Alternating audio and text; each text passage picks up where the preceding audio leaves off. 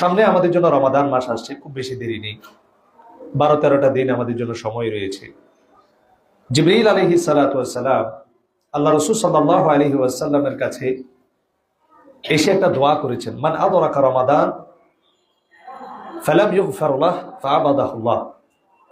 যে ব্যক্তি রমাদান মাস পেল কিন্তু যিনি নিজের গুনাহ মাফ করাইতে পারেনি, তাহলে ওই ব্যক্তিটা ধ্বংসপ্রাপ্তদের অন্তর্ভুক্ত হোক। মুহাম্মদ সাল্লাল্লাহু আলাইহি সাল্লাম বলছেন, ফাকুলতু আমিন। আমি জিবরিল আলাইহিস সালাতু ওয়াস সালামের দোয়ায় আমিন বলেছিলাম। আমিন শব্দের অর্থ হচ্ছে আসলে ইস্তাজিব, আল্লাহ তুমি কবুল করো। তার মানে এই দোয়া আল্লাহ কবুল করেছেন।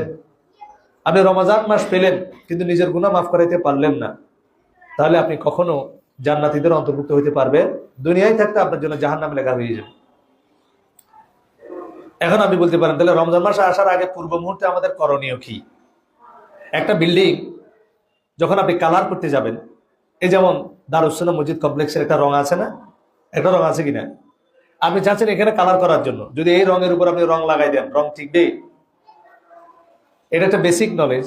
রঙের উপর রং দিলে রংটা কিন্তু টেকসই হয় না। এটা কিছুদিনের জন্য থাকবে, কিন্তু কয়েকদিন পরে দেখবেন আস্তে আস্তে এটা উঠে যাচ্ছে, টেকসই হয় না। কি হয় না? আপনি রমাদান মাস পেয়ে গেলেন, রমাদান মাসে সিয়াম পালন করা শুরু করলেন, তবে আপনার মধ্যে যে সুগুলা ছিল, আপনার মধ্যে যে শার গুলা ছিল, আপনার মধ্যে যে খারাপি গুলা ছিল, নফসে আম্মারা যে কুপ্রবৃত্তি গুলো ছিল, আপনার যে বদখাসলত গুলা ছিল, সেগুলো আপনার মধ্যে এখনো বিদ্যমান রয়ে গেছে।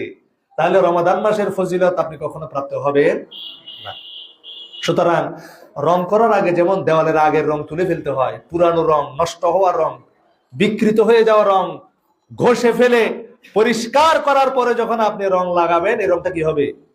সেজন্য রমাদান মাসের আমল যদি আপনার অন্তরে যদি আপনি দাগ ফেলতে চান, রমাদান মাসের আসর, অনেকেই আপনি দেখবেন রমাদান মাসে আসার পর আল্লাহ বলছেন, ইদা দখালা শাহরু রমাদান ফুতিহাত আবওয়াবুস সামা ওয়া গুল্লিকাত আবওয়াবুল জাহান্নাম ওয়া সুলসিলাতিশ শায়াতিন। আল্লাহ রহমতের সমস্ত দরজা খুলে দেন, জাহান্নামের সমস্ত দরজা বন্ধ করে দেন। ইবলিস শয়তান যে আমাদেরকে সবচেয়ে বেশি খারাপ কাজের জন্য উদ্বুদ্ধ করে, তাকে আল্লাহ শিকলবন্দি করে। তারপরেও কিছু মানুষকে আপনি খারাপ কাজ থেকে বিরত থাকতে দেখবেন।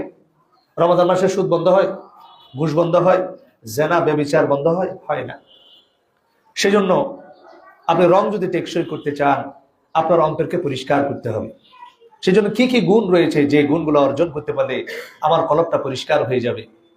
এরপরে যখন রমাদান মাসের রং আমার গায়ে লাগবে, এই রংটা আমার টেকসই হবে। অর্থাৎ রমাদান মাস যাওয়ার সাথে সাথে আপনার এই রং উঠে যাবে না। আপনি আবার জাহালাতের মধ্যে, হারামের মধ্যে, অশ্লীলতার মধ্যে আপনি আবার ফিরে যাবেন না। আগামী 11 মাস রমাদান মাস না আসা পর্যন্ত আপনি হকের উপরে, হালালের উপরে, জান্নাতি তরিকার উপরে, আল্লাহ এবং তার রাসূলের তরিকার উপরে ইস্তেকামত থাকতে পারবেন।